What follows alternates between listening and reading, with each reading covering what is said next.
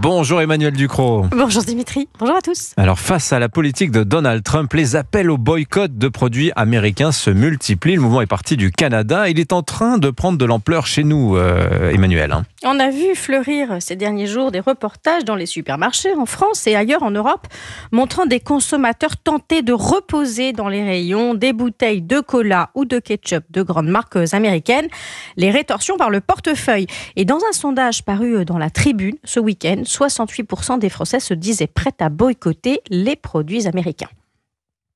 Est-ce que c'est une bonne idée ? En fait, non. Et c'est même un franc contresens si on parle des grandes marques alimentaires américaines, ce qui vient à l'esprit en premier quand on est un consommateur. On prend surtout le risque de pénaliser notre propre économie et nos propres emplois. Parce qu'on importe, Dimitri, très peu de nourriture des États-Unis.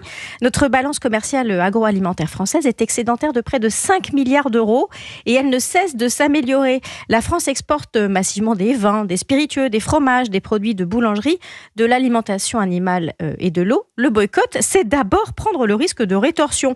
Et on sait à quel point les taxes sur les vins ont fait du mal à nos filières quand elles ont déjà été appliquées aux États-Unis. Et dans le même temps, les importations de produits agroalimentaires américains en France ne cessent de se rétrécir.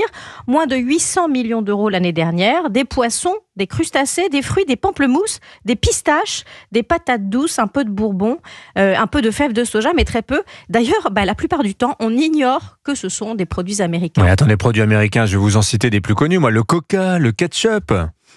Les boycotter, c'est peut-être priver hypothétiquement des entreprises américaines de bénéfices, mais au prix d'énormes dégâts ici. 90% des boissons du groupe Coca-Cola consommées en France sont fabriquées en France, avec du sucre français. Le groupe y emploie d'ailleurs 2600 personnes. Le reste des produits, y compris le fameux concentré mystère du Coca-Cola, est fait aussi en Europe.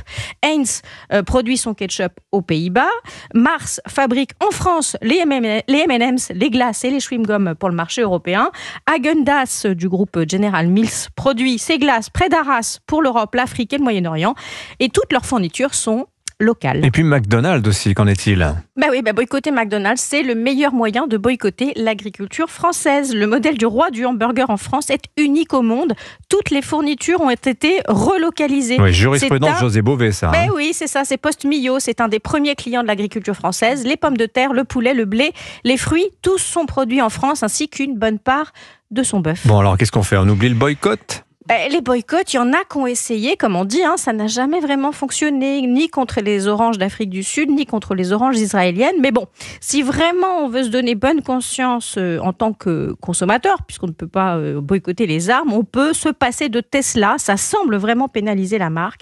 On peut aussi se passer d'Apple, aussi de X, de Tinder, de Facebook, des services numériques qui sont présents dans nos vies, tellement présents que c'est un peu plus compliqué que d'arrêter le coca. Bon, on verra pour ce boycott, on verra chacun a ses convictions politiques. En tout cas, merci beaucoup Emmanuel Ducrot, signature